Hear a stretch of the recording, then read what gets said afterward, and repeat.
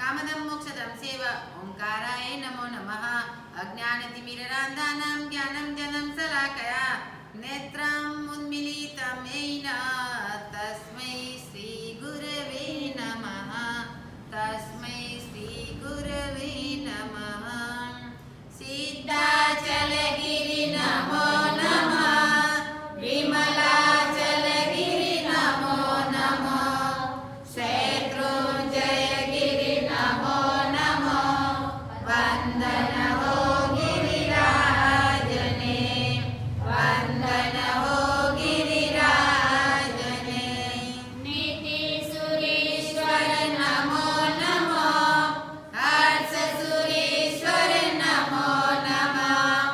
महेन्द्रसुरेश्वर नमो नमः। वन्दन हो गुरुराजने। वन्दन हो गुरुराजने। मंगलप्रभासुरि नमो नमः।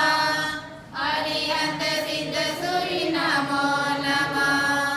हेमप्रभसुरीश्वर नमो नमः। वन्दन हो गुरुराजने।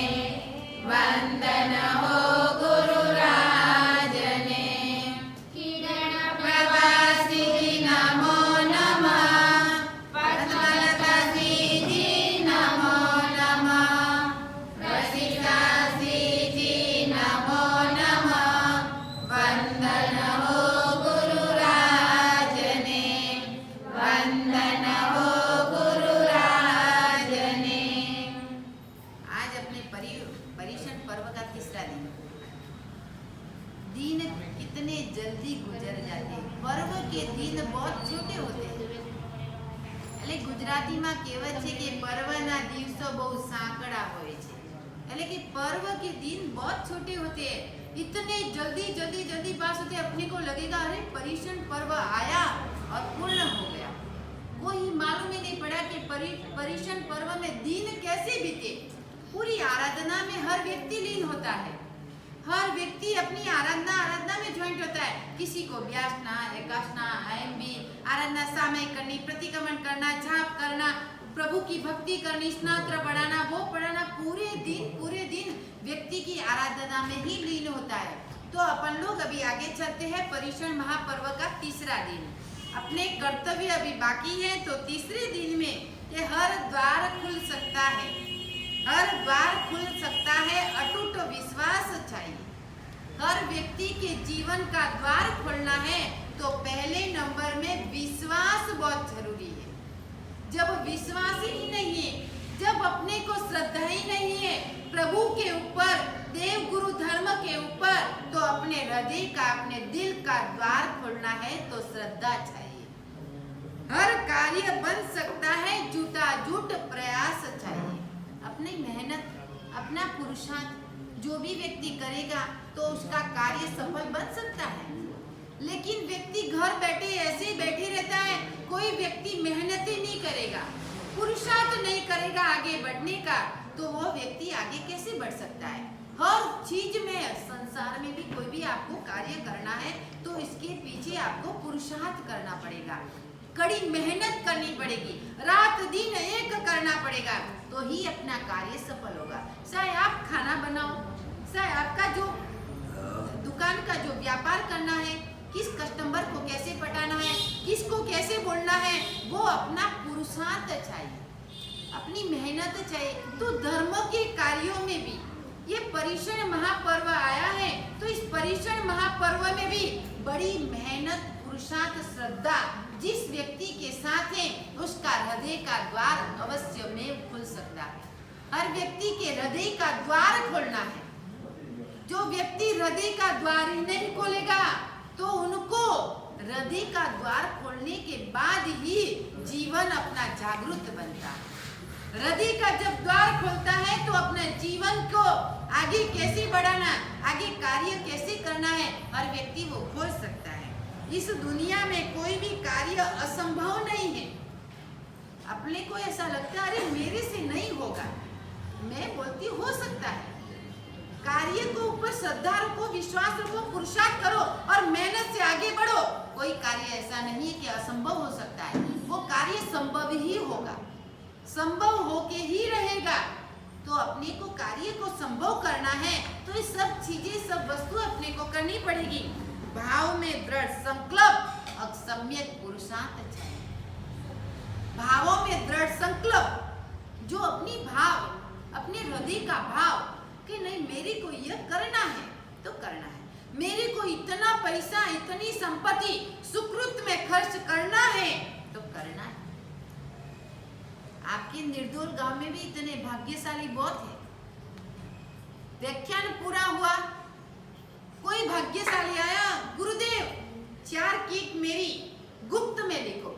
बहुत भाग्यशाली होते हैं। हर व्यक्ति के हृदय का द्वार खोलना चाहिए। हृदय के द्वार को जब व्यक्ति खोलता है तो हृदय से अपने आप उनकी भावना जागृत होती है। नाम को क्या करना है? नाम का नाश है। नाम तो वैसे ही नाम का तो नाश होने वाला है। नाम को क्या करना है? गुप्त रीत में लिखो। गुरुदेव, जिसकी भावना प्रबल है वो घर से भी वापस आके भी लिखा सकता है। नाम को क्या करना है?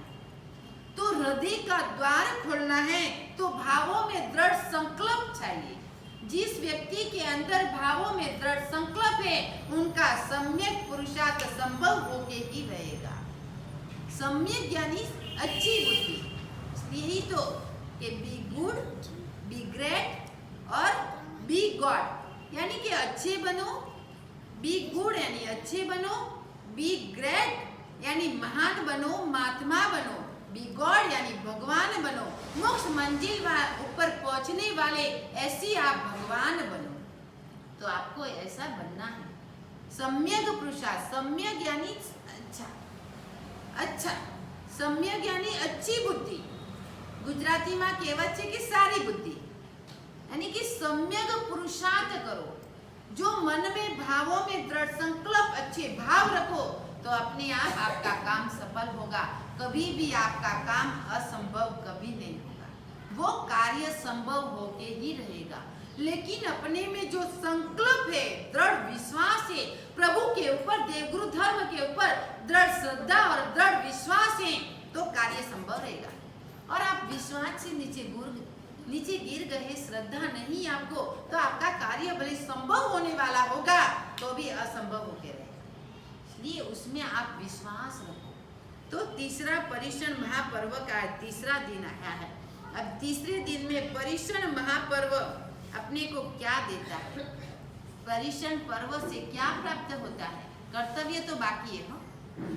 पर्युषण महापर्व से क्या प्राप्त होता है अपने को? यानी कि दोषों की शुद्धि। पर्युषण पर्व में यह करना है अपने को। प्राप्त क्या करना है? दोषों की शुद्धि करनी। पहले नंबर में हृदय में, दिल में, जो भी आत्मा में दोष भरे हुए हैं उन दोषों की शुद्धि इन पर्युषण महापर्व में आप नहीं करोगे तो फिर कौन से पर्व में करोगे? कौन से वर्ष में आप करोगे? कौन से दिन में करोगे?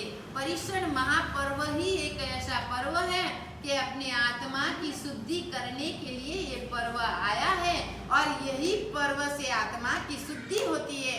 तो दोषों की शुद्धि जो व्यक्ति करेगा तो ही उनका हृदय का द्वार खुल सकता है। तो पहले नंबर में दोषों की शुद्धि, दूसरे नंबर में गुणों की वृद्धि। जब दोष की व्यक्ति की शुद्धि होगी तो गुणों की वृद्धि होगी। जब अंदर आत्मा में किसी के प्रति एक वैरभाव, एक भी दोष नहीं है, अपने सब भगवान के जैसे दिखते हैं, सब अच्छे दिखते हैं, सब ग्रेट यानी सब महान दिखते हैं और सब भगवान हैं, सब अच्छे हैं, तो अपने को गुणों की वृद्धि अवश्य में होगी। अपन लोग बोले कि गुण पैदा क्यों नहीं होते? हर व्यक्ति में गुणों को पैदा करना है तो पहले नंबर में अपने जो अज्ञान काल से, अनादि काल से जो दोष भरे हुए हैं अंदर आत्मा में, उन दोषों को आप निकालो। जैसे दोष निकल जाएंगे तो हर व्यक्ति के अंदर आपको गुण दिखेंगे और आपके आत्मा में जो दोष भरे हुए तो हर व्यक्ति के अंदर आपको दोष दिखेंगे। नहीं, यह व्यक्ति खराब है, यह व्यक्ति ऐसा है, इस व्यक्ति में यह दोष है, यह व्यक्ति इतना खराब है। वो कब लगता है? अपने आत्मा में दोष भरे हुए। हर व्यक्ति के प्रति बुरे विचार भरे हुए हैं, इसलिए वो हर व्यक्ति अपने को बुरा देखता है। और हर व्यक्ति के अंदर अच्छे विचार हो गए अपने, तो दोषों की जो शुद्धि होगी, तो हर व्यक्ति के अंदर से आप गुण को ग्रहण करेंगे। गुणों की वृद्धि आपकी धीरे धीरे होती रहेगी। तो अपने को गुणों की वृद्धि करनी है। और आत्मा की समाधि, जब गुणों की वृद्धि होती है तो व्यक्ति को आत्मा की समाधि अवश्य में प्राप्त होती है। और जब गुण ही नहीं है अंदर, दोष ही भरे हुए हैं, अवगुण भरे हुए हैं, किसी के प्रति रोष भरा हुआ है, किसी के प्रति बुरे विचार भरे हुए हैं, तो फिर गुणों की वृद्धि कहाँ से होगी? आत्मा की जागृति कहाँ से पैदा होगी? और आत्मा की समाधि कहाँ से होगी? आत्मा में समाधि नहीं, आर्त ध्यान रुद्र ध्यान पैदा होते रहेंगे। यह ऐसा है, ये ऐसा क्यों हुआ, ये ऐसा, उन व्यक्ति को ऐसा ही विचार आएगा घर पे बैठे के, क्या करना है आज क्या करना है, आज कैसे बोलना है, आज इसको कैसे पटाना है, वही विचार उनके मन में चलेगा। उन व्यक्ति का कैसे बुरा करना है, उन व्यक्ति को कैसे नीचे पटकना है, वही विचार पूरे दिन उनके घर में है बैठे, चाहे घर में बैठो, चाहे दुकान में बैठो, चाहे मंदिर में बैठो, चाहे उपासना में बैठो, चाहे कहाँ भी बैठो, वो बुरे विचार हर व्यक्ति के प्रति आपको आते रहेंगे। चाहे परिवार वाले हो, चाहे सगा संबंधी रिलेटिव वाले हो, चाहे दूसरे कोई लोग हो, हर व्यक्ति के प्रति आपको बुरा विचार पैदा होगा। आत्मा की समाधि कहाँ होगी? आत्मा की समाधि प्राप्त करनी है इन परीक्षण महापर्व में। चाहे आपको आपसे तप मत नहीं होता है, कोई बात नहीं, आप नौकारसी करो, आप रोज खाओ, नौकारसी करो, लेकिन आत्मा की शुद्धि तो अवश्य में करनी। जब तक आत्मा की शुद्धि नहीं होगी तब तक आप समापना कैसे कर सकते हैं? हर व्यक्ति को समापना करनी है, हर व्यक्ति को मिच्छामिद गुणम देना है, तो पहले नंबर में आत्मा की शुद्धि करनी होगी। आत्मा की शुद्धि, आत्मा में एक भी शल्य नहीं रहना चाहिए, एक भी शल्य नहीं, एक भी प्रायचित, एक भी अवगुण आत्मा में नहीं रहना चाहिए। जो आत्मा में रह गया तो कांटे की तरह आपको छुएगा, कांटे की तरह आपको वेदना पैदा होगी। इसलिए कांटे की जैसे कांटा निकालते हैं तो अपने शरीर की वेदना एक समाधान के रूप में, संभाव के रूप में शांति हो जाती है, वैसे आत्मा में से भी दोष की जो शुद्धि होगी, दोष जब निकल जाएंगे तो आत्मा में भी अपने को शांति हो जाएगी और आत्मा की समाधि प्राप्त हो जाएगी। मन को पवित्र बनाने के लिए 3 बातों को उपयोग करना है। जो मन को पवित्र बनाना है तो कैसे बनाना है? अभी बार तो आपको संवत्सरी पर्व तो बाकी है, इसके पहले ही मन को पवित्र बना दो, इसके पहले ही आत्मा की शुद्धि करो, तो संवत्सरी महापर्व का बारसा सूत्र का वांचन, फिर कल से कल्पसूत्र का वांचन आपको आत्मा में वो समाधि के रीत में, समाधि की तरह आपको जागृति के रूप में ला सकेगा। नेतर आपकी आत्मा में जो जागृति नहीं आएगी, आत्मा में जो शुद्धि नहीं होगी, तो चाहे कल्पसूत्र का वांचन आप सुनो, चाहे बारसा सूत्र का सुनो। जिस व्यक्ति ने 9 दिन का व्याख्यान एक भी अक्षर मेरे ख्याल से रह गया होगा, तो बारसा सूत्र में 9 व्याख्यान का सारांश वापस उस दिन आता है, तो एक भी अक्षर अपना नहीं जाना चाहिए। दुकान बाद में खोलना, लेकिन अक्षर एक एक अपने हृदय में उन कल्प सूत्रों का और बारसा सूत्र का अक्षर अपने हृदय में प्रवेश होना चाहिए कि प्रभु ने क्या किया। हर प्रभु का चरित्र आप सुनेंगे तो आपको मालूम पड़ेगा कि प्रभु का चरित्र क्या होता है, प्रभु ने कैसे गुण प्राप्त किया, कैसे दोषों की शुद्धि की, कैसे आत्मा की समाधि को प्राप्त किया। वो प्रभु के गुण देख के अपने में भी वो गुण प्रकट हो गए। जीव मैत्री, यानी जीवों के प्रति मैत्री रखो। आप 3 बातें जो मन की समाधि प्राप्त करनी है। पहले नंबर में हमारी प्रण जीव दया के ऊपर मैंने कर्तव्य आपको समझाया, लेकिन मन की शुद्धि के लिए क्या करना है? पहले नंबर में हर जीवों के प्रति मैत्री रखो, एक फर्स्ट नंबर। दूसरा नंबर में स्वजात की शुद्धि, अपने जात की, अपने हाथों से किए हुए पाप, अपनी आत्मा से विचारों से किए हुए पाप, उनकी शुद्धि करनी पहले नंबर में। तो पर की दूसरों की शुद्धि तो बाद में, पहले स्वजात की शुद्धि। प्रभु ने पहले अपनी आत्मा को सुधारा, पहले अपने आत्मा की शुद्धि की, फिर दूसरों को उपदेश दिया। दूसरों को उपदेश तो बाद में देना, अपनी आत्मा ऐसी मलिन विचारों से भरी हुई है, अपनी आत्मा ही इतनी खराब है, तो फिर दूसरों की शुद्धि आप कैसे करने लगेंगे? दूसरों को बोलने जैसा वाक्य भी आपके अंदर, अपनी आत्मा के अंदर नहीं है, तो आप दूसरों को एक भी शब्द नहीं बोल सकते, क्योंकि अपनी आत्मा स्व की शुद्धि अभी तक नहीं हुई है। तो इस परिक्षण महापर्व में स्वजाति मन को जो एकाग्रित करना है, मन के ऊपर समाधि प्राप्त करनी है, तो इन 3 बातों का ध्यान रखना। पहले स्वजात की शुद्धि, जिनराज की भक्ति। देखो प्रभु की भक्ति क्या काम करती है। प्रभु की भक्ति हर व्यक्ति को करनी चाहिए।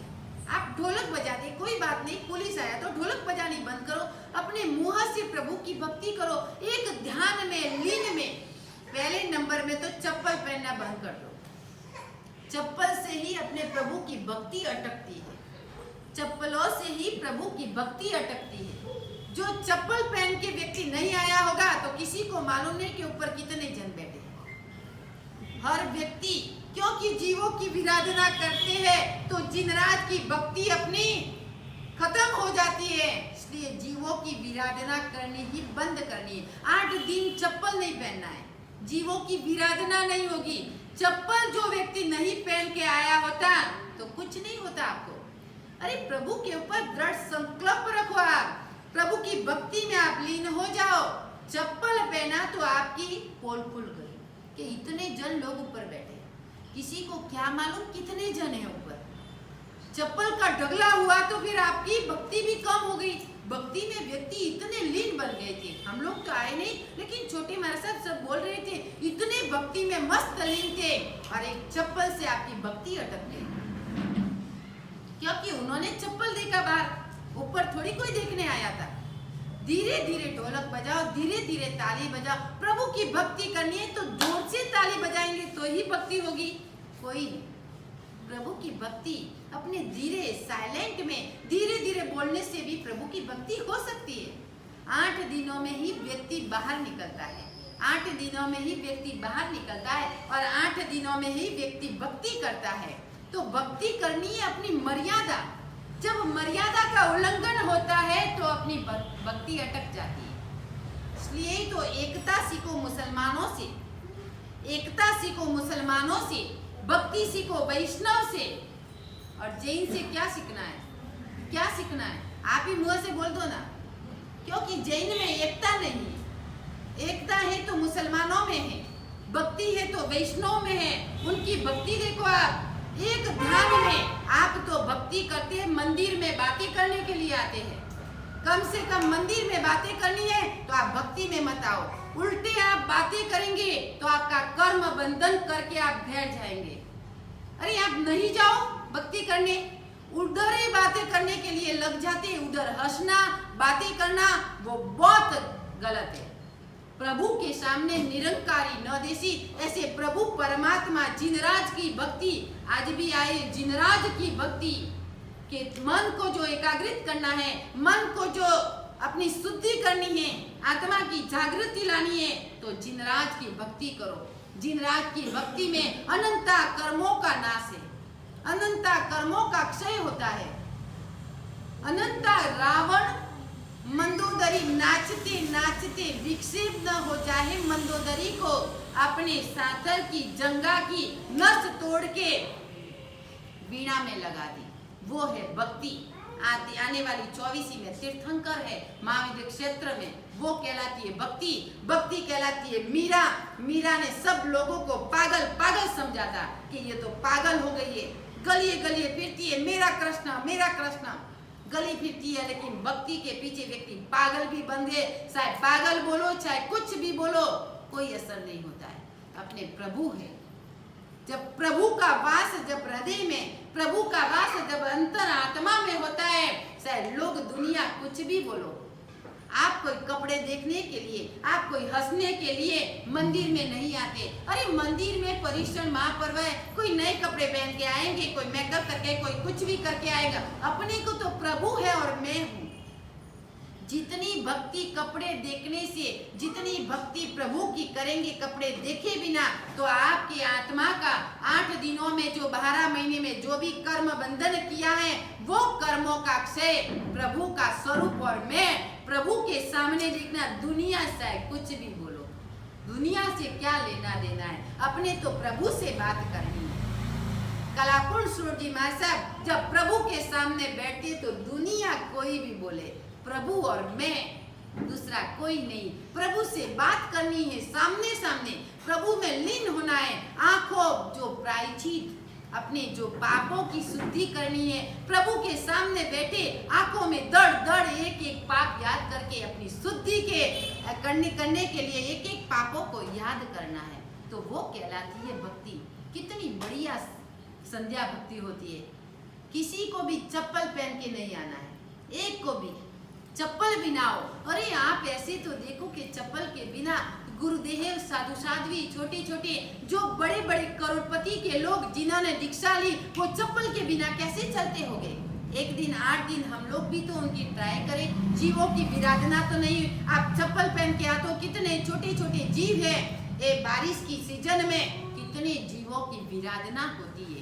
पहले नंबर में तो यह कत्ल खाना बंद करो, अपने स्व आत्मा के लिए, अपने स्व जात से अपने कितने जीवों की विराधना करते हैं। इधर से उधर आप चप्पल पहन के नहीं जाएंगे तो क्या होगा, पैर खराब हो जाएंगे। पैर को धोया के पैर साफ हो जाएंगे। क्या लगा है पैर को, हम लोग चप्पल के बिना हमारे को कुछ नहीं होता, लेकिन चप्पल के बिना आएंगे तो आपको 2 फायदा होगा। एक जिनेश्वर की भक्ति होगी और दूसरा फायदा कोई भी जीवों की हिंसा नहीं होगी। कोई भी 8 दिन तो आपको प्रतिज्ञा ही लेनी है।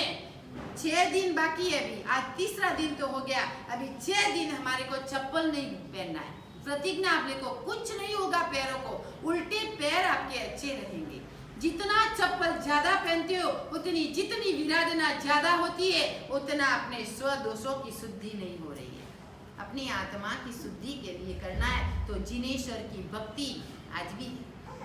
भक्ति में क्यों पीछे हटे भाई, भक्ति में क्यों पीछे हटेंगे। भक्ति तो करनी है, चाहे 10 जना हो चाहे 5 जना। आज भक्तामर बोला कि उपासने में भक्तामर रखो, कौन है भक्तामर में? 2 जन, कोई बात नहीं। भक्तामर पाठ तो अकेले करेंगे तो भी अच्छा है।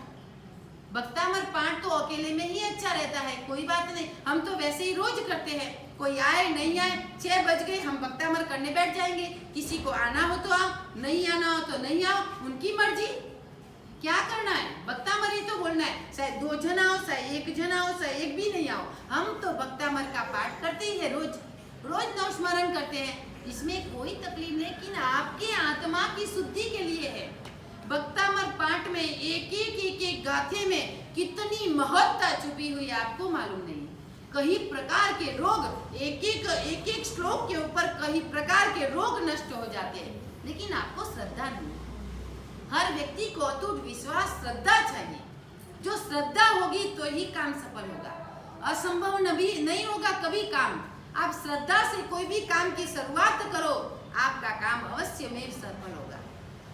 हमारा वचन है कि आपका काम अवश्य में सफल होगा।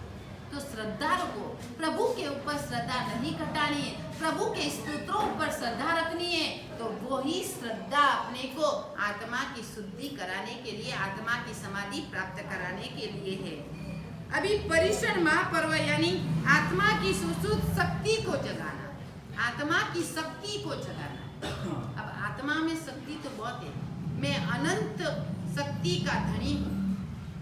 आपको रोज सुबह उठे मैंने आपको बोला था ना, मैं आत्मा हूँ, मैं आत्मा हूँ, आत्मा अनंत शक्ति का धनी है। ये 2 शब्द आप रोज सुबह उठे बोलो, आपको शक्ति पैदा होगी, आपको बल पैदा होगा, फिर आप चमत्कार देखना। रोज 5 बार बोलो, मैं आत्मा हूँ, आत्मा अनंत शक्ति का धनी है।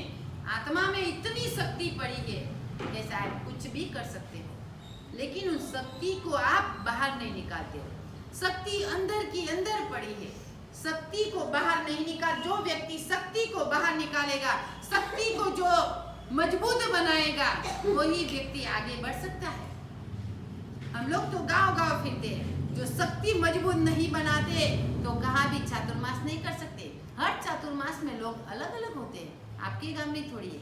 आपका तो छोटा गांव है, जब बड़ी सिटी बड़ा घाम होता है, इसका नेचर अलग है, इसका नेचर अलग है, इसका अच्छा अलग है, इसका अलग है। अरे हर व्यक्तियों का नेचर अलग अलग होता है, हर व्यक्ति को। लेकिन अपने को जो करवाना है, अपने को जो समझाना है, वो फर्ज के बिना हम नहीं, हम तो समझाएंगे।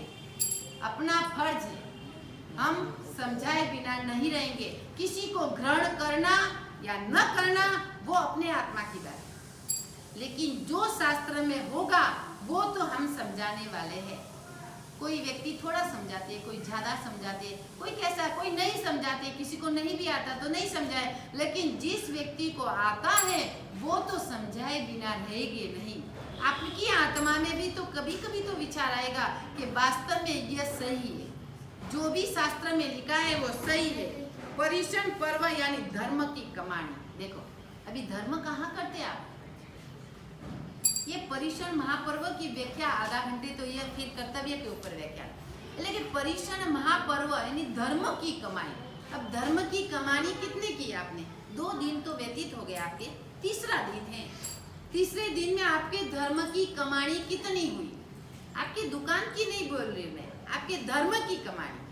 दुकान तो वैसे ही है, आज है और कल नहीं है। कल जो करोड़पति है वो रोडपति भी हो सकते हैं, जो रोडपति है वो करोड़पति भी हो सकते हैं। इसमें कोई लेने देने की बात नहीं है। हम लोग पैसे संपत्ति की बात नहीं, धर्म की कमानी कितनी की आपने? 3 दिन में क्या किया? 3 दिन में आत्मा की शुद्धि कितनी हुई? कितना विचार अशुभ आया, कितना शुभ विचार आया, वो अपने को प्रायश्चित करना है। रात को सोते टाइम, रात को सोते टाइम जब सोने के लिए आपकी टाइम हो गई है, 10 मिनट आप बेड के ऊपर आप विचार करो। पूरे दिन में 5 बजे उठी थी, 5 बजे उठने के बाद मैंने धर्म की कमानी कितनी की और दुष्कृत विचार, बुरे विचार कितने किए, किसी के ऊपर गलत विचार कितना किया, वो तो आपको तो मालूम है। किसी को दुनिया दूसरे को मालूम नहीं है, दूसरे को मालूम नहीं है। मैंने आपके ऊपर दुर्व्यवहार किया, दूर खराब विचार किया, वो किसको मालूम कैसे? मेरी आत्मा ही समझती है।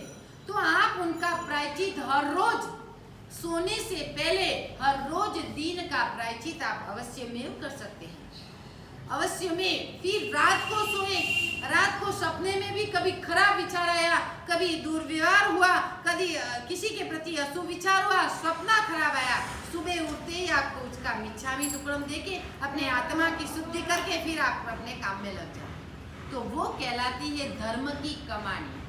अब ये परिषण पर्व, आप पर्व सदगति के द्वार खोली, परम गति तक, शिखर तक पहुंचाने वाला महान पर्व। सदगति के द्वार को खोलता है, परम मोक्ष गति शिखर पर पहुंचाने वाला यह पर्व है। शास्त्र में इस पर्व की महत्ता कितनी है, कितना महान बताया, लेकिन अपन लोग इसकी कीमत नहीं करते, अपन लोग इसकी कीमत नहीं करते। जो पर्व की कीमत, परिषण महापर्व की जो व्यक्ति कीमत करेगा वो ही पा सकेगा। अभी अपने को आगे बढ़ना है।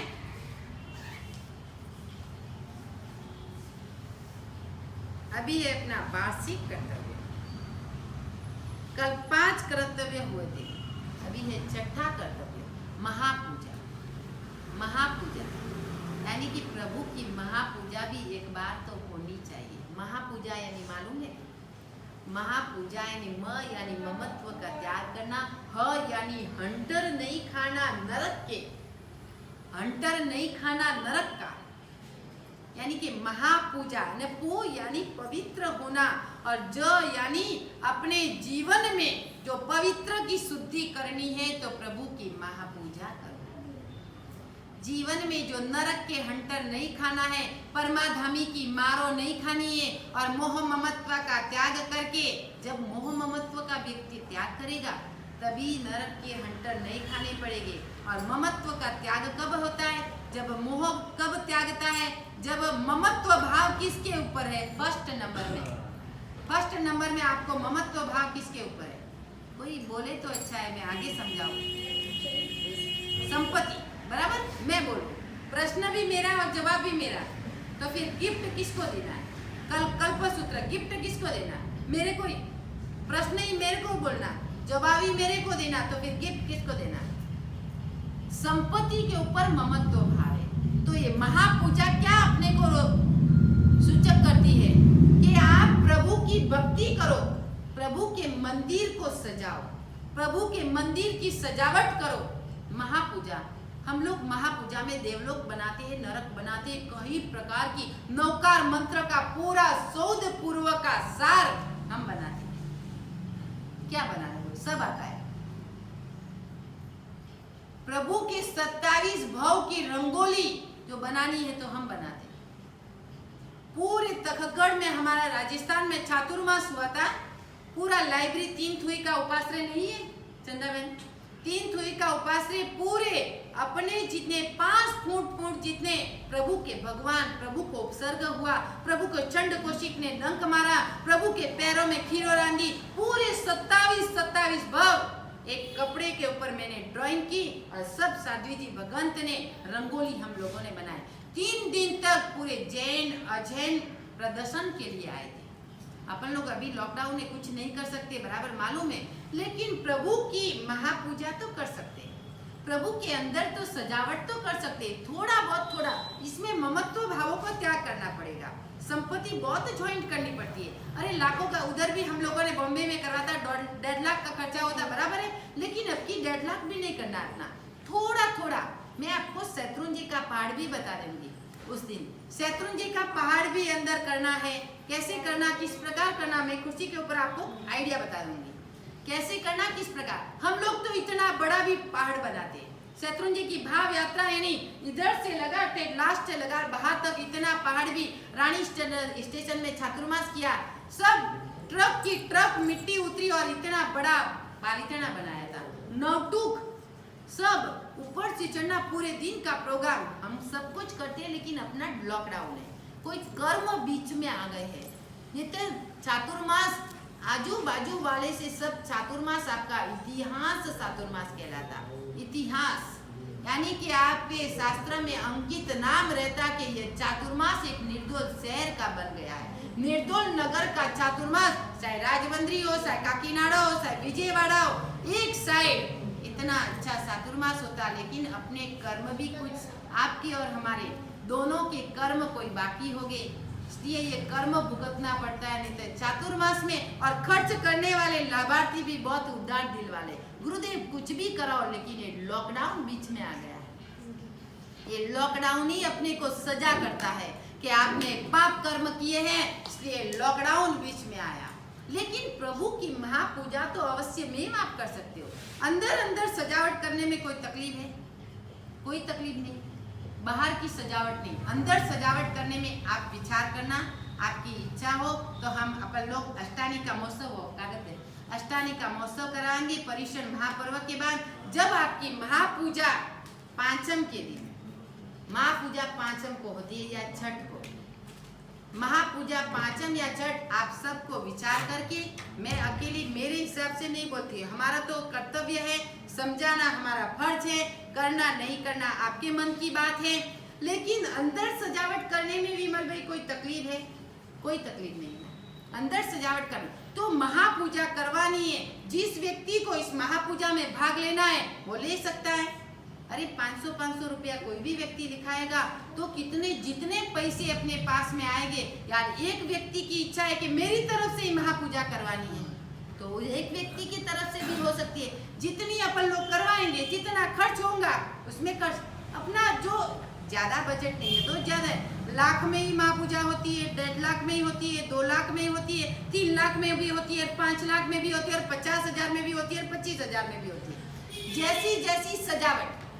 क्योंकि महापूजा ने एक एक व्यक्ति को बाहर खड़ा है ना, एक एक व्यक्ति को दर्शन करना जाए, कोई किसी को कोई तकलीफ नहीं है, कोई लॉकडाउन नहीं है, एक व्यक्ति तो अंदर दर्शन करने के लिए जा सकता है ना। अपने ही बच्चे छोटे छोटे जीवित बच्चों को स्टेच्यू के रूप में हम लोग उधर खड़े करेंगे, जीवित बच्चों को स्टेच्यू के रूप में, अपन मरे हुए बच्चे नहीं, जीवित बच्चों को, अपने ही बच्चों को स्टेच्यू के रूप में खड़े करने, नौकार मंत्र पूरा सार है शौद पूर्व का, नरक बनाएंगे, नरक एक परमाधामी बनेगा, एक इतनी बड़ी कढ़ाई लाएंगे, उसको नरक के जीव को उसमें रखेंगे, जितना अपने को होगा।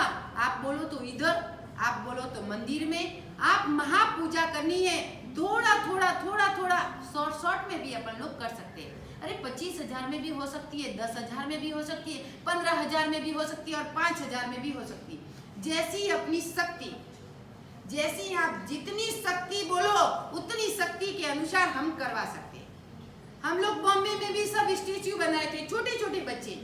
नौकार मंत्र का शोध पूरा वकासार, मंदिर पूरा देवलोक में मंदिर। आपके इधर तो ये मंडल, युवा मंडल भी आपका इतना अच्छे मेहनती लोग हैं, आप इतने परिश्रम वाले हैं, आप खुद बना सकते हैं। हम लोग आइडिया देंगे आपको क्या बनाना, आइडिया। अरे पूरा देवलोक बनाना है तो कापूस लाहो, कॉटन आता है ना, आप क्या बोलते हैं मारवाड़ी में, रू। अरे हम लोग मारवाड़ी भाषा भी मैंने कम आवड़ी मोड़ी, क्योंकि मैं गुजरात में विचरो, એટલે કે कार्टून, એટલે કે वो कापूस बोलो आप, कापूस, उनका गट्टा लाओ, सब आप लगा दो, पूरा मंदिर आपका देवलोक हो जाएगा। पूरा मंदिर देवलोक, कोई खर्च नहीं। जितना खर्च का बजट है वो बजट आप सब इकट्ठे होगे, आपकी मीटिंग करके आप मेरे को बोलना, गुरुदेव इतने बजट में हमारे को करनी है, तो हम इतने बजट में बच्चे जो स्टेच्यू के रूप में होंगे उन बच्चों को हम गिफ्ट देंगे। उन बच्चों को गिफ्ट, बेचारे घंटे घंटे 1.5 घंटे ऐसे स्टेच्यू खड़े रहना, उनको बोलना, जब लोग आए तब उनको बोलना, उनको बताना, सौद पूर्व का जा समरो मंत्र भलो नवकार, ऐसे सौद पूर्व योगी समरे भोगी समरे राजा राम, सबको बनना है, योगी बनाना है, भोगी बनाना है, राजा राम बनाना है, सबको बनाना है। जब व्यक्ति दर्शन करने के लिए आए, ये सब व्यवस्था मंडल को करनी है, ये युवा मंडल को व्यवस्था करनी है। एक एक व्यक्ति इधर से जाए, कैसे रास्ता निकालना, किस साइड से जाना, वो आइडिया हम देंगे आपको। आइडिया, छोटा मंदिर है तो भले ही छोटा है, लेकिन कभी आपकी ये महापूजा नहीं हुए, आइडिया हम देंगे कि इधर से जाना और इधर से निकलना, वो आइडिया हम आपको बताएंगे, आपको क्या करना क्या नहीं, लेकिन मेहनत आपको करनी है। हम कुछ कर सकते नहीं है, आपको आइडिया बता सकते हैं, हम हाथों से नहीं कर सकते, लेकिन आपकी मेहनत, एक दिन खाने को नहीं मिलेगा तो भी चलेगा, लेकिन प्रभु की महापूजा तो अवश्य मेव करेंगे, अवश्य मेव महापूजा। पांचम को और छठ को आपकी भले मीटिंग बुलाना, आप नक्की करना, आपका जो पंच सरपंच कोई भी ट्रस्टी कोई भी हो, पूरे गांव के आप नक्की करके मेरे को बोलना कि कितना बजट है, कितना बजट नहीं है, कितने बजट में करनी है, तो हम अपन लोग महापूजा करवाएंगे। इसमें तो कोई लॉकडाउन नहीं है ना, अंदर सजाने के लिए तो कोई लॉकडाउन, अंदर अपन लाखों रुपए की सजावट करें तो कौन रोकने वाला है, कोई रोकने वाला नहीं। सब बच्चों को भी हम अंदर ही अंदर बिठाएंगे, अंदर ही अंदर बिठाएंगे। कैसे जाना, एक इतनी जगह, एक जन जाए दर्शन करके, एक बार निकले दूसरे जन बार, एक जन को दर्शन करने के लिए आना है, 2 घंटा मंदिर खुला रखेंगे, इसमें क्या प्रॉब्लम है। कोई एक जन जो मास्क बांध के सैनिटाइजर करके आएंगे तो क्या प्रॉब्लम है। कोई प्रॉब्लम हो तो आप अपने मीटिंग में विमर्श करके मेरे को बताना कि भाई ये प्रॉब्लम है, तो हम भी उसका रास्ता बताएंगे कि कैसे करना। तो महापूजा का कर्तव्य वर्ष में श्रावकों को एक बार अवश्य मेव करना है, अवश्य मेव, ये कर्तव्य है आपके। 11 वार्षिक कर्तव्य का बोर्ड लिख के मैं आपको एक बोर्ड देती हूँ, उस बोर्ड से सब घर घर में एक बोर्ड लगा दो कि 11 कर्तव्यों का पालन हमारे को अवश्य में वर्ष में करना है, चाहे कभी ही करो। मैंने तीर्थ यात्रा का भी बोला था, एक जन हमारे पास में आए कि मेरी इच्छा है तीर्थ यात्रा करवाने की, अभी शरीफा तो नहीं करवा सकते, लेकिन बस में एक व्यक्ति तैयार है, जो आपको किसी का फिर और भी तैयार है, तो मैं नाम डिक्लेयर नहीं करती हूँ, लेकिन एक व्यक्ति तैयार है कि आजू बाजू में जो तीर्थ है वो तीर्थ की यात्रा पूरे निर्दल संघ को गुरुदेव मेरे को करवानी है। कल ही समझाया, उनके आत्मा में जागृति आई और कल ही हमारे को बोल के गए। मैंने बोला बाबू भाई, जवेसन जी, विमल भाई, सबको पूछ के हम लोग जवाब देंगे, बड़े को पूछ के, कोई बात नहीं गुरुदेव, मेरी इच्छा है, आपने बोला और मेरी इच्छा है आजू बाजू जो तीर्थ है उन तीर्थों की निर्दोष संकोच यात्रा करवानी। अब दूसरे कोई भी व्यक्ति तैयार है तो आप विचार करना। एक जन हमारे पास में लाभार्थी तैयार है। अभी दूसरा कर्तव्य है, 7वां कर्तव्य, रात्रि जागो। देखो रात्रि जागो, आप कल्पसूत्र भी लेके जाएंगे, कोई बात नहीं। आपके जो ग्रुप वाले जो 8-10 जन जो लड़के हैं ना, आप अपनी भक्ति कर सकते हो धीरे धीरे। ताली को जोर से बजाते तभी भगवान सुनते हैं क्या? ताली जोर से बजाएंगे तो ही भगवान सुनेंगे? नहीं। भगवान धीरे धीरे बोलेंगे तो भी भगवान सुनने वाले। धीरे धीरे भावों से आप बोलो अपनी भगवान और हम, बस धीरे धीरे ताली बजा सकते हो, धीरे धीरे भी बजा सकते हो। जोर से ताली बजानी वही भक्ति नहीं। किसी को सुनाने की क्या जरूरत है? दूसरों को आवाज सुनाने की कोई जरूरत नहीं है। भक्ति करनी है अपनी आत्माओं से करनी है। 10-12 दिन बैठ के आप कल्पसूत्र भी लेके जाते हैं, आप घर पे लेके जाओगे। अच्छा, तो आप भक्ति रात्रि जागो, यह भी एक कर्तव्य है। या कि रात्रि जागरण, पूरी रात जागरण होता है, पूरी रात। लेकिन अब की बार क्या करते हैं, अभी क्या करते हैं इस जनरेशन में, 10 बजे तक 11 बजे तक भक्ति करते हैं और वो सो जाते हैं। धूप दीप के साथ भक्ति करते। आप 10-12 जन घर पे जाके धीरे धीरे आप भक्ति कर सकते हैं, धीरे धीरे ढोलक भी बजा सकते हैं, धीरे धीरे कंजे सब करना है। लोगों को थोड़ी सुनाना है, अपनी आत्मा के लिए करना है। तो आपको कोई लॉकडाउन नहीं लड़ेगा, लॉकडाउन कहाँ भी बीच में नहीं आएगा। मर्यादा पूर्वक व्यक्ति चलेगा तो कोई लॉकडाउन नहीं है, और मर्यादा को जो भंग करेगा तो आपको लॉकडाउन प्रकट होता है। इसलिए मर्यादा में चलना है। वहाँ की वहाँ पर लोग 8-10 जन को आप जो हमारे अपने दोस्त है बड़े बड़े उनको बुला दो। आप अब रात्रि जागो, 8-10 बजे तक आप भक्ति करना। कल्पसूत्र में भी पारना लेके जाओ तो भी वहाँ भक्ति। सब लोगों को बुलाना, सब बहनों को। आवाज बहनों का होता है, आवाज भाइयों का नहीं होता है, आवाज बहनों। क्योंकि बहनें कहाँ भी आएगी, मंदिर में आएगी तो भी बातें करेगी, कहाँ भी भक्ति में आएगी तो भी बातें करेगी। जहाँ है वहाँ बहनें बातें करती है। भाई लोगों की कल पूजा हम लोगों ने देखी, कितना भाव है, अंतर से भावों से वो गाते। अरे विमल भाई को तो मैंने पहली बार देखा, हमारे को तो लगता है कोई बोलती ही नहीं, इतने पहली बार पूजा बड़े होते। बाबू भाई पहली बार हम लोगों ने पूजा देखी है। तो इतनी भावों से जेंट्स लोग क्या है, प्रभु की भक्ति करते हैं। उनको कोई लेना नहीं, ये कपड़ा कैसा है, ये कैसा है, बातें करनी, हंसना करना जैन लोगों को नहीं होता है, जेंट्स लोगों को नहीं होता है, बहनों को बहुत होता है। इसलिए बहनें ज्यादा नहीं, भाइयों को ही भक्ति करनी है। भक्ति घर में रात्रि जागो करो तो भाइयों को ही करने। बहनें दर्शन करने के लिए जा सकती है। जो भी व्यक्ति दर्शन करने आए आपके घर में, जो साधर्मिक भक्ति का पगला, आप प्रभावना दे सकते हैं एक व्यक्ति को। चाहे आप 5 रुपया दो, चाहे 1 रुपया दो, आप चाहे सुपारी दो, आप सब लविंग दो, आप 10 रुपया दो, आप श्रीफल दो, कुछ भी दो। लेकिन अपनी घर में साधर्मिक का पगला हुआ है तो खाली नहीं जाना चाहिए। वही साधर्मिक की रज अपने को मस्तक पे चढ़ानी है। एक जन कल्पसूत्र का दर्शन करने आए, एक जन पालना का दर्शन करने आए। आप संग पूजा खाली मत भेजना। चाहे आप लविंग दो, आप एक सुपारी दो। शास्त्र में ऐसा नहीं लिखा कि आपको 50 रुपए ही देना है, आपको श्रीफल ही देना है, आपको 10 रुपए ही देना है, कोई बात नहीं है। एक सुपारी भी आप देंगे तो भी चलेगा। इतना भी लिखा है कि आप लविंग दो, एक लविंग तिलक करके एक लविंग भी दे दो तो भी वो एक बहुमान है, वो भी एक पहरामणि है। मैं आपको नहीं बोलती कि 10 रुपए ही देना है, 50 रुपए ही देना है, श्रीफल ही देना है, वो नक्की नहीं। वो मैं किसी को नहीं बोलूंगी कि इतना ही देना है। तो रात्रि जागो का कर्तव्य भी आपके श्रावक में वार्षिक कर्तव्य में आता है। तो वर्ष में एक बार रात्रि जागरण, यानी ये रात्रि जागरण भी होना है। पहले जमाने में थोड़े वर्षों पहले पूरी रात भक्ति करते, जहाँ कल्पसूत्र लेके जाते थे, जहाँ पालना जी लेके जा, पूरी रात रात्रि जागो, पूरी रात भगवान की प्रभु की भक्ति करते थे। भक्ति करते इसलिए तो बोले कि भक्ति सीखो तो वैष्णव से सीखो। वैष्णव में पूरी रात तक भक्ति होती है, पूरी रात तक भक्ति करते।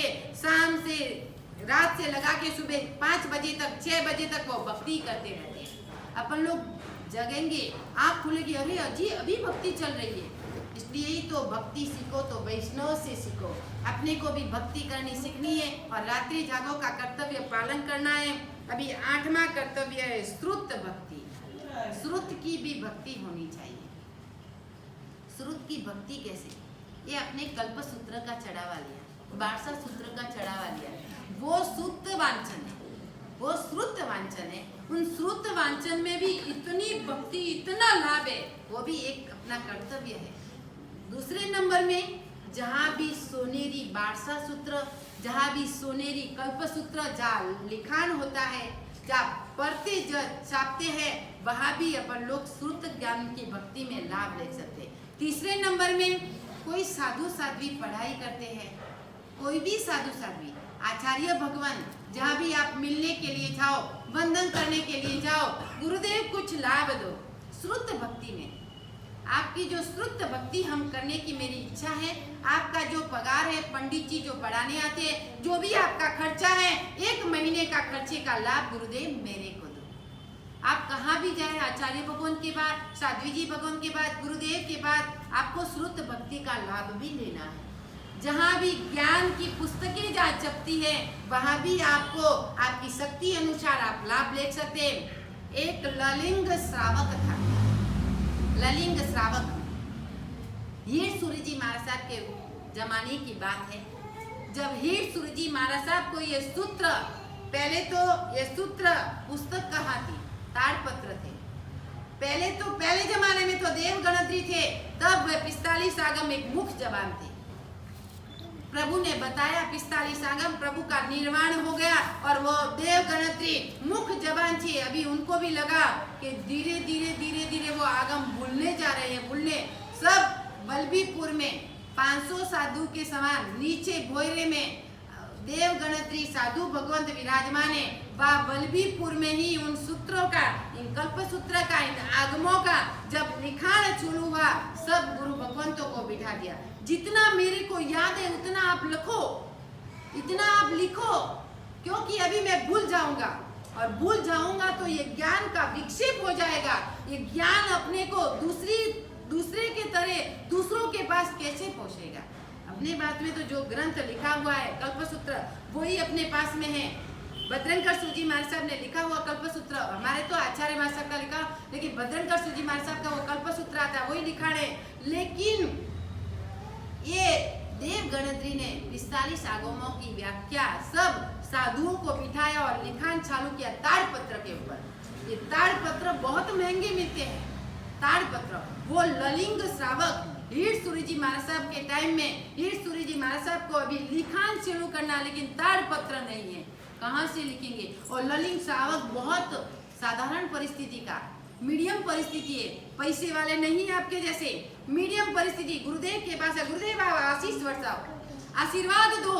ये ताड़पत्र लिखाने का खर्चा मैं दूंगा, आप आशीर्वाद दो, मैं एक दुकान करता हूँ। गुरुदेव ने ऐसा आशीर्वाद दिया। हीर सूरी जी महाराज साहब ने दुकान खोली, दुकान का धंधा धम धोकार चलने लगा।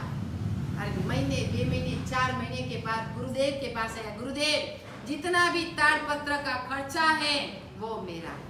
लेकिन पहले जमाने में लाइटें भी नहीं होती है, लाइट का उपयोग भी नहीं होता था, तो अब क्या करे गुरुदेव, मेरे पास में बहुत सा, अरे पैसे की रेल लगने लगी, रेल। मीडियम परिस्थिति, खाने की भी परिस्थिति नहीं थी, लेकिन गुरु की दुआ, गुरु का आशीर्वाद एक ऐसा काम आया कि 5 महीने में, 6 महीने में तो धम धोकार। ललिंग श्रावक, एक गुजरात का श्रावक है, रियल घटना है। ललिंग श्रावक ने दम धोकार इतना पैसा गुरुदेव को बोला, आप ठहरो, आपको ताड़पत्र लिखना है, श्रुत भक्ति करनी है, एक रत्न ला के देखता हूँ। कि गुरुदेव के पास में एक रत्न रख दिया, रत्न के प्रकाश से गुरुदेव लिखने लगे। इतना कीमती रत्न एक स्तंभ में, थांबले में लगा दिया, एक उधर लगा, 2-3 रत्न पूरे उपाश्रय में लगा दिया। उपाश्रय में पूरा प्रकाश प्रकाश प्रकाश। पहले जमाने में लाइट नहीं होती थी, पहले जमाने में लाइटें नहीं होती थी, तो रत्न के प्रकाशों से गुरुदेवों ने ये ताड़पत्र शुद्ध भक्ति यानी श्रुत लेखन किया। तो वही श्रुत लेखन, वही श्रुत भक्ति हमारे पास में आज भी मौजूद है। आज भी हमारे पास में अब ताड़पत्र गया और पुस्तक का आरूढ़ विमोचन हुआ। ताड़पत्र खत्म हो गए, अभी ताड़पत्र भी जीर्ण होने लगे। बड़े बड़े जब ज्ञान भंडार में, उसमें से भी ताड़पत्र कितने निकलते हैं। हमारे गुरुदेव के जो शिष्य है आचार्य भगवंत है, सब ताड़पत्रों को निकाल के वो भाषा में, जो बीजी दूसरी लिपि की भाषा है, उस लिपि की भाषा से दूसरी पुस्तक में वो लेखन कर रहे हैं। और ताड़पत्र जैसे जीर्ण हो गए, तो उन ताड़पत्र का लेखन जितना भी मालूम पड़ा, जितना भी उनको समझ में आया, उतना लेखन वो पुस्तक में लिख रहे हैं। और वो पुस्तक अपने आप अपने पास में आरूढ़ विमोचन की तरह अपने पास में आती है। तो अभी वही श्रुत भक्ति अवश्यमेव करनी है। कल्पसूत्र का जो जिसने चढ़ावा लिया है, वो एक प्रकार की श्रुत भक्ति है, यानी कि श्रुत का वांचन होगा, उन श्रुत का वांचन होगा। बारसा सूत्र हो, चाहे कल्प सूत्र हो, चाहे पारणा, भगवान जी का पारणा, वो जीवन में जो भाग्यशाली होता है उनको ही मिलता है। तो अपने 8वें नंबर में श्रुत भक्ति, 9वें नंबर में उजमणा। वर्ष में एक बार उजमणा भी अवश्य में करना चाहिए। हर व्यक्ति ने जितनी भी आराधना की है, तपस्या की है, तो उजमणा के रूप में वो तप की उजमणी होती है। आप 5 जोड़ का उजमणा कराओ, 3 जोड़ का उजमणा कराओ, आप 7 जोड़ का उजमणा कराओ, जो भी है, आप 1 लाख रुपए में भी उजमणा करवा सकते हो, आप 1.5 लाख में भी करवा सकते हो, 5 लाख, 10 लाख, 15 लाख, 20 लाख, 25 लाख, जितना भी खर्च करना है उजमणा में व्यक्ति कर सकता है। 1 लाख में उजमणा करेंगे कोई बात नहीं। दर्शन, ज्ञान, चारित्र की प्राप्ति के लिए वस्तुएं लानी है। चारित्र की उपकरण एक ही आप जोड़ लाओ। हमारी एक एक वस्तु बहुत अमूल्य है, बहुत अमूल्य है, कीमती बहुत है। एक पात्रे की जोड़ का 11,000। एक पात्रा की जोड़ हम गोचरी लाते इतने रत्न चिंतामणि पात्र है, 11,000 एक पात्रे की जोड़। बड़ी लो, छोटी लो, छोटी का काम, इससे बड़ी, इससे बड़ी। पहले नंबर में 5,000 में आती थी, उससे पहले हम लोगों ने दीक्षा ली तब 500 में आते थे पात्रे, फिर 1,000 हुआ, 1,500 हुआ, 2,000 हुआ, 5,000 हुआ, 7,000 हुआ, 8,000, अभी 11,000। हम बेंगलोर गांव में थे, बेंगलोर में थे, एक श्राविका, नाम नहीं खोलना, एक श्राविका ने, मैंने बोला कि आपको इतनी भक्ति करनी है। एक श्राविका ने बोला, गुरुदेव जो भी आपके चारित्र का उपकरण है, चाहे लाख रुपए हो, चाहे 2 लाख हो, चाहे 50,000 हो, पूरा खर्चा मेरा। श्राविका, श्रावक ने, श्राविकाओं की छाड़ी के नीचे पैसा बहुत है। ये जब लॉकडाउन हुआ, पैसे की जब नोटबंदी हुई थी, तो किससे पास से पैसा निकला? क्या करे बेचारा, क्या करे बेचारे, भाई को देना ही पड़ेगा अभी तो, नहीं तो वो पैसा भी चला जाएगा। इस साड़ी के नीचे 5,000 है, इस साड़ी के नीचे 10,000 है, इसके ऊपर 25,000। अभी भाई आप ले, नोटबंदी हो रही है, ये पैसा मेरा वापस ला के दो। 4 लाख रुपया, किसी के पास में 5 लाख, किसी के पास में 10 लाख। अरे श्राविकाओं के पास में पैसे निकले, पैसे निकले। आप देखो तो आपकी भी आंख खुल जाएगी कि वास्तव में कितने पैसे हैं इनके पास में। अभी नोटबंदी हो रही है तो फिर पैसा तो निकालना पड़ेगा, नहीं तो वैसी अभी तो उनको बोलना ही पड़ेगा कि मेरे पास में इतना पैसा है, बोलो। तो श्राविका भी अपनी पैसों से भी सब कुछ कर सकती है, श्राविका भी कर सकती है। श्राविकाओं के पास में बहुत अंदर खाने में, गुप्त में बहुत पैसा है। आपको भी मालूम नहीं होगा कितना पैसा है, आपको भी मालूम नहीं होगा। तो ऐसी ऐसी श्राविका होती है बड़ी बड़ी सिटियों में कि वो श्राविका गुप्त पैसों से अपनी धर्म की आराधना करती है, अपने धर्म में सुकृत कार्य करती है, वही पैसे से सुकृत कार्य करती है। वो पैसे तो मैंने क्या किया, मेरे को 10,000, 15,000 महीने का, 25,000, 50,000 खर्च खाते देते हैं। 50,000 खर्च, किसी को 1 लाख देती, किसी को 75,000, किसी को 25,000, किसी को 50,000 महीने का खर्च श्रावक देते हैं। लेकिन उन महीने के खर्च में से भी व्यक्ति 1 किलो दागिना एक श्राविका बना सकती है, बोलो। महीने के खर्च में से भी उनमें से पैसा 5,000 अलग निकालना, 45,000 में खर्च चलाना। अभी उनको क्या मालूम है श्रावकों को कि इनके पास में इतना पैसा है, अभी पैसा पूरा हुआ, लाना है, बच्चों को कुछ लाना है, पैसा दो। यानी वो भी भक्ति कर सकती है। शास्त्र में इतने भी, शास्त्र में श्राविका के भी शब्द आते हैं कि श्राविका, हम लोग तो गांव-गांव जाते हैं, हमारे को सब बोलते हैं, गुरुदेव मेरे पास में इतना पैसा है, आपको कहाँ भी सुकृत कार्य करना हो तो मेरी तरफ से करना। गुप्त सदग्रस्त, नाम लिखा के क्या करना है, सदग्रस्त। अरे सदग्रस्त कोई भी हो सकता है, सदग्रस्त किसने, अरे अंदर खाने आके व्यक्ति कर सकता है। हम लोगों ने जब बॉम्बे में महापूजा करवाई थी, हर श्राविका की तरफ से एक एक श्राविका ने 5-5 हजार रुपया निकाल कर दे, 2 लाख रुपया हो गया। 2 लाख रुपया, 2 लाख रुपए में महापूजा, पूरा शत्रुंजय, पूरा देवलोक, जो वो कौन हीरो था ना, शांताराम हीरो, महाराष्ट्र में शांताराम हीरो नहीं, वहाँ जो वीडियो शूटिंग होती थी ना पिक्चर की, वही हम लोगों ने चातुर्मास किया था। એટલે राजकमल स्टूडियो अभी भी है, अभी भी शूटिंग होती है लेकिन ऐड की होती है। तो उनका बेटा 50 वर्ष में पहली बार मंदिर का दर्शन किया। गुरुदेव महापूजा, मैंने कभी ऐसा दर्शन नहीं किया। आपका ये मंदिर, घर मंदिर छोड़ के जब ये एक बिल्डिंग मेरा स्टूडियो है वो भी हम तुड़वाने वाले, एड अभी भी खत्म करनी है, इधर शिखरबंद मंदिर बना के आपको देंगे। सब श्रावक भी खुश हो गए। गुरुदेव महापूजा का प्रभाव कितना है।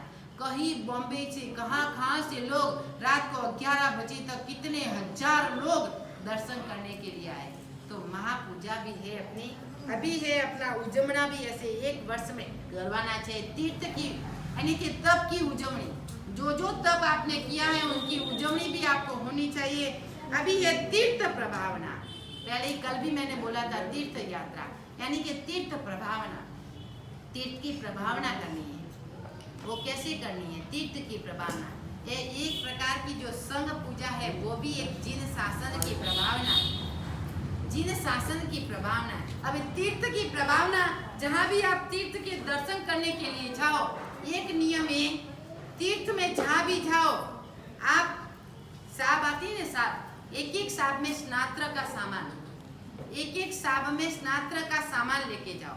आज इस तीर्थ की यात्रा की, आप कलश है, दर्पण है, अष्ट प्रकार पूजा का सामान, आपको केसर का मुठा, वो चंदन का मुठा, यानी बरास वरास सब पूरी स्नात्र की सामग्री एक मंदिर में आपको रखनी है, एक मंदिर में रखनी है। वो एक तीर्थ की प्रभावना है, वो तीर्थ की प्रभावना करनी है। तो अपने को तीर्थ की प्रभावना के लिए सब कुछ करना है। जैसे तीर्थ की यात्रा शरीर पालता संघ है तो वो एक दिन का भी अच्छा रहता है। अब एक दिन पास में कोई तीर्थ है तो उसके आप शरीर पालित संघ निकालो, वो एक महान तीर्थ प्रभावना है, क्योंकि उसमें एक 6 शरीर का पालन होता है। एकासना करना, गर्म पानी पीना, ब्रह्मचर्य का पालन करना, भूमि संधारा करना, नंगे पैर चलना, सब शरीर का पालन। जो आजू बाजू में 8-10 किलोमीटर में कोई तीर्थ है, हम लोगों ने तो इधर से निधो से आगे भी नहीं गए। आजू बाजू में तीर्थ कौन सा है? कुमारदेव, वो तीर्थ है। कितने किलोमीटर? 26 किलोमीटर।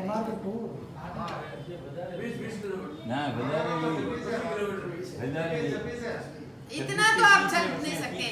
आजू बाजू में 10-12 किलोमीटर के ऊपर के पूरा संघ चल सके, पूरा संघ चल सके, ऐसा कोई तीर्थ अपने को चाहिए। तो वह तीर्थ प्रभावना एक शरीर पालता संघ भी होता है। लगभग 30 किलोमीटर का हॉल, 2 दिन का हॉल, लेकिन लाभार्थी कोई मेरे पास में आ जाए तो अच्छा है।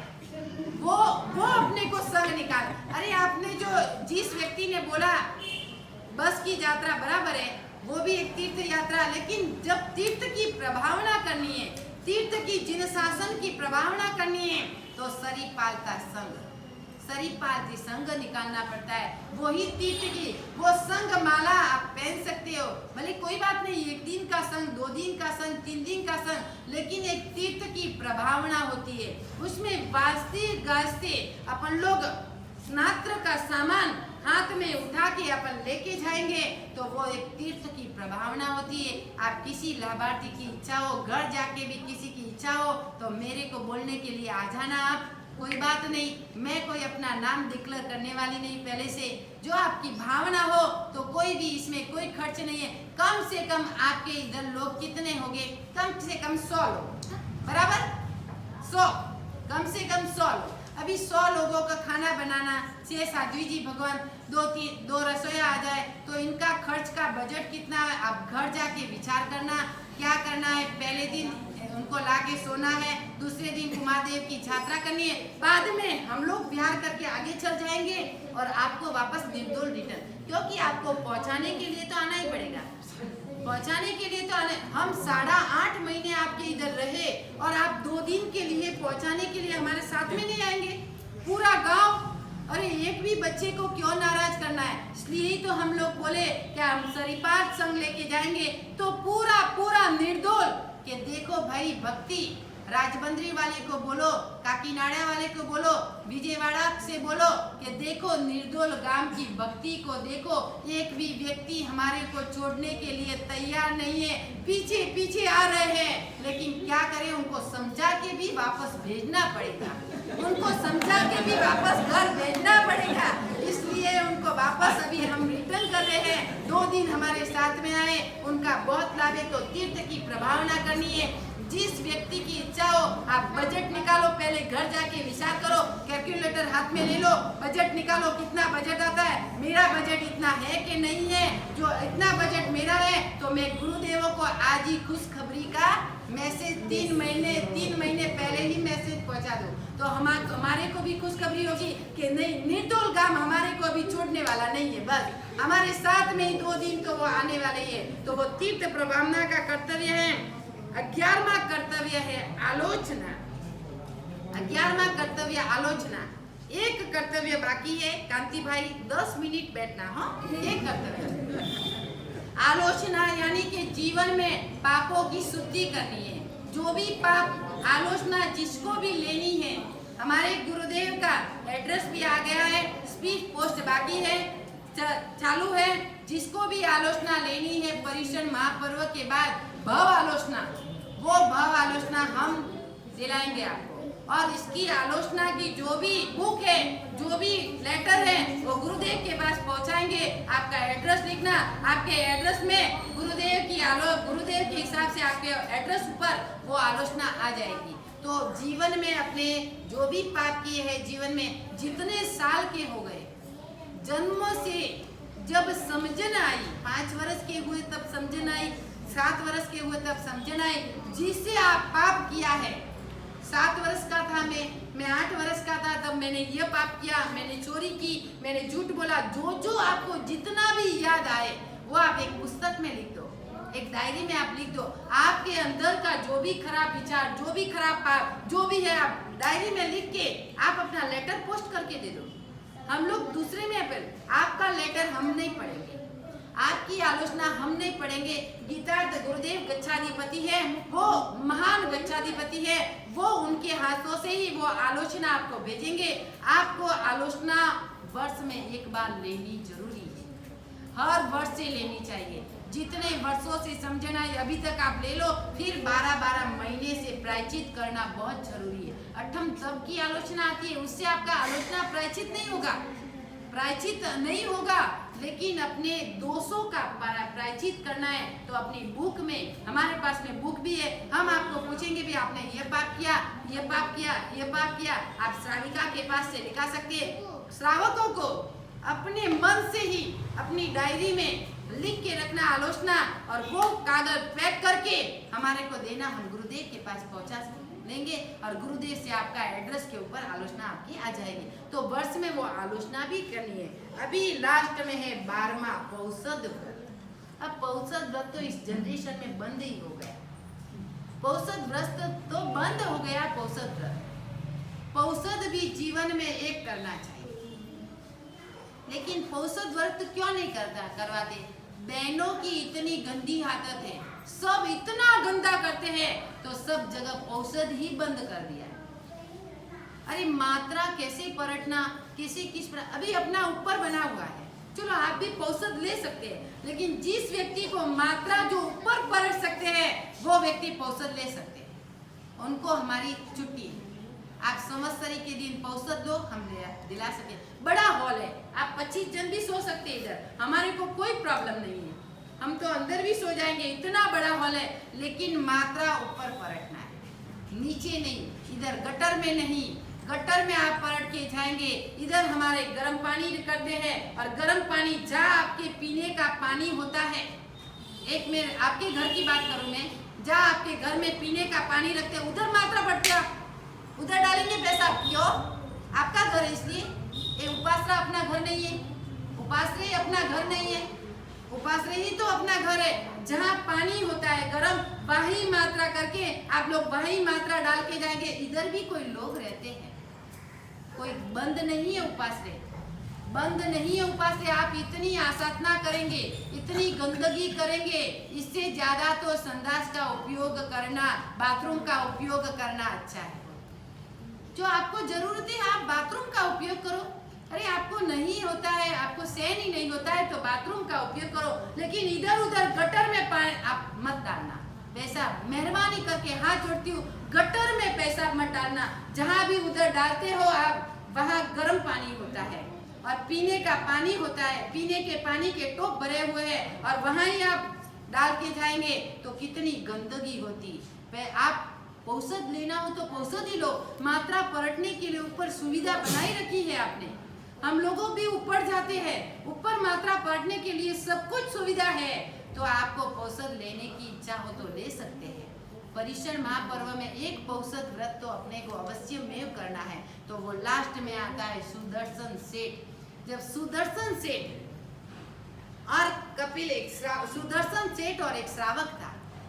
एक श्रावक और सुदर्शन सेठ को घड़ी घाट मिच्छामी दुक्कड़म, कोई दुख मत लगाना हो, क्योंकि उपास्य की आसाधना होती है, वो आप दोष के भागीदार होते हैं। पर्युषण महापर्व में आराधना करने के लिए आते और दोष का कर्म बंधन करके घेर जाना, वो हमारे को भी दुख होता है। क्योंकि मैं बोलती हूँ तो मैं इधर ही बोलती हूँ, बाद में नहीं बोलूंगी, बाद में बोलने की मेरी हिम्मत ही नहीं है। ये सुधर्मा स्वामी का पाठ है, जो भी जिसको बोलना है वो मैं कह सकती हूँ, लेकिन इधर पाठ से जैसे इनमें नीचे उतर गई, मेरे को बोलने की आदत नहीं। कभी एक शब्द भी बोलने देता, 32 साल में किसी को कुछ एक भी शब्द नहीं बोला, लेकिन पाठ के ऊपर बैठ के मैं कुछ भी, शायद बड़ा श्रावक शायद ग्रेजुएट क्यों नहीं हो, उनको भी मैं जवाब देने की हिम्मत मेरी है। पाठ के ऊपर बैठ के, नीचे उतर के नहीं, नीचे उतर के एक भी शब्द हम लोग नहीं बोल सकते। ये सुधर्मा स्वामी का पाठ है, इधर समझाने की हमारी फर्ज है, हमारा फर्ज है। हम लोग आपको कुछ भी बोल सकते हैं, आपको समझा सकते हैं, आपको गलती भी सुधार सकते हैं, कुछ भी बोल सकते हैं। इधर नीचे उतरने के बाद सुधर्मा स्वामी का पाठ नहीं है, उसके नीचे उतरने के बाद एक भी शब्द कहने की हमारा हक नहीं होता है। इसलिए औषध व्रत यानी सुदर्शन सेठ और एक श्रावक को बड़ी गाढ़ दोस्ती थी। सुदर्शन सेठ बहुत रूपवान थे। उन श्रावक की पत्नी कपिला, वो सुदर्शन सेठ के ऊपर मोहित हो गई। कैसे भी करके सुदर्शन सेठ को बुलाना। अब सेठ और सुदर्शन सेठ की, दूसरे सेठी और सुदर्शन सेठ का इतना गाढ़ संबंध। एक बार वो बारगांव गए और कपिला ने दासी द्वारा सुदर्शन सेठ को बुलाया कि भाई आप मेरे घर आओ, बीमार है आपका दोस्त। वो बेचारा दोस्त बीमार तो जल्दी जल्दी दौड़ के घर पे आया और लगा क्या दोस्त है, क्या अंदर खाने लगे। अरे कुछ काम पीड़ा करने के लिए उनको कोई हाव भाव जगाया और वो बोला मैं पुरुष में नहीं हूँ, मैं नपुंसक हूँ। वैसे करके वो देखो, जिन धर्म में, जैन धर्म में जहाँ भी जो गलत कार्य हो रहा है वहाँ अपन लोग झूठ बोलेंगे तो भी चलेगा। झूठ बोलने में भी दोष नहीं है। जहाँ गलत कार्य हो रहा था वह सुदर्शन सेठ तो एक महान श्रावक है, वो गलत कार्य नहीं होना चाहिए, इसलिए वो झूठ बोल के भी वो निकल गया। एक बार अभया रानी, राजा की पत्नी अभया रानी और वो कपिला श्रेष्ठी की पत्नी दोनों फिरने के लिए जा रही थी और सुदर्शन की पत्नी मनोरमा उसके 6 बच्चे लेके जा रही थी। बोली वो अभया रानी बोली तेरे को मालूम है ये कौन है? तो कि नहीं मालूम। तो कि सुदर्शन सेठ की पत्नी है। अरे वो तो नपुंसक है, उनके 6 बच्चे हैं। रानी अब की उनको कुकर्म करके उनको फंसाना है। और जैसे ही उन सुदर्शन सेठ ने पौषद व्रत लिया, पौषद इतना महान पौषद व्रत किया उन्होंने कि सुदर्शन सेठ जैसा पौषद कोई व्यक्ति नहीं कर सकता। पौषद में कौशक ध्यान में अभया ने उनको बोला दासी को, जब वो कौशक ध्यान में बैठे तब उनको उठा के कोई सुंगा के उठा के लेके आना है। अब जब वो कौशक ध्यान में बैठे तो उनको उठा के बेभान करके उठा के वो अभया रानी लेके आए और अभया रानी लेके आई। अभया रानी ने फिर राजा को बोला ये श्रावक खराब है, मेरे साथ में कुकर्म किया है, मेरे साथ में ऐसा गंदा कार्य किया है, उनको फांसी की सजा दो। राजा ने तो कोई कौन वेता नहीं। रानी के हिसाब से राजा को भी एक बार तो लगा कि सुदर्शन श्रावक इतना नीतिशार, इतना सदाचारी, लेकिन वो कैसे ऐसा हो सकता है। लेकिन मेरी पत्नी ने बोला तो ऐसे ही होगा।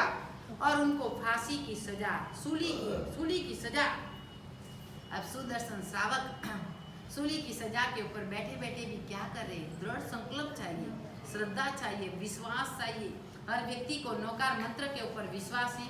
आपको कुछ कठिनाई आएगी, आप अरे अभी इधर सर्प आया है, हम लोग बैठे रहेंगे ऐसे कैसे? आप दौड़ के चले जाएंगे। आप नौकार मंत्र गिनो। कई बार ऐसा होता है, हम बिहार में जाते हैं, रास्ता भूल गए, पूरा जंगल है, इधर भी रास्ता नहीं है, इधर भी रास्ता नहीं, कहाँ जाना? अरे रास्ते में खड़े हैं, अभी क्या करें? नौकार मंत्र का जाप करने झांकी जी भगवान को बोले जोर जोर से नौकार मंत्र का जाप करो, तो घोड़े का आवाज के कोई घोड़े सवार आ रहा है। कोई जंगल में कोई व्यक्ति नहीं, लेकिन घोड़े सवार कहाँ से आएगा?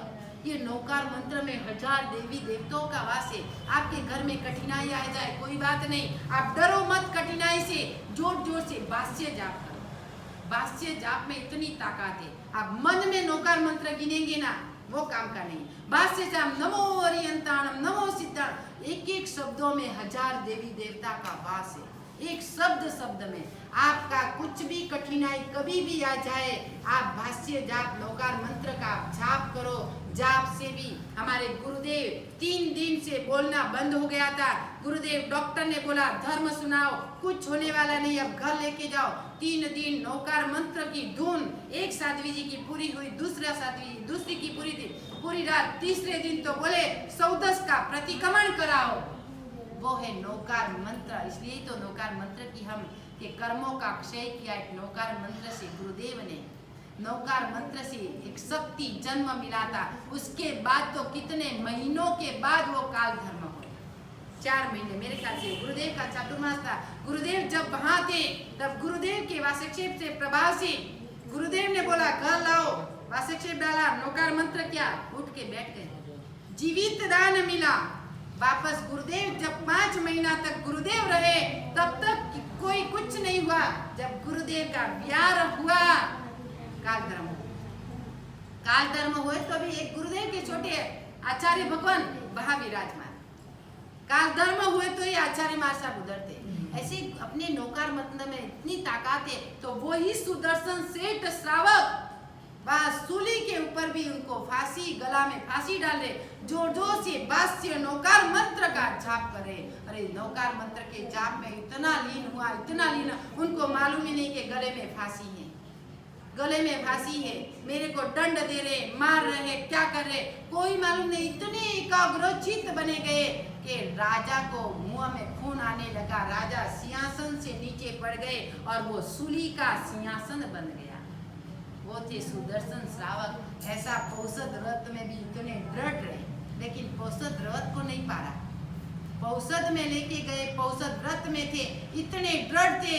मेरे ऊपर कठिनाई आने वाली, मालूम था कठिनाई आने वाली है, नौकार मंत्र के ध्यान में लीन हो गए। लेकिन वो नौकार मंत्र से भी ऐसे पौषध व्रत जीवन में अपने को भी एक बार करना है। बहनों को भी पौषध लेना है तो ले सकते हैं संवत्सरी के दिन, लेकिन मात्रा परटने के लिए या तो आप बाहर जाना या ऊपर, वो सुविधा जो आपकी मजबूरी जो है सही आप कर सकते हैं तो आप पौषध ले सकते हैं, नहींतर वरना पौषध की व्यवस्था इधर नहीं है।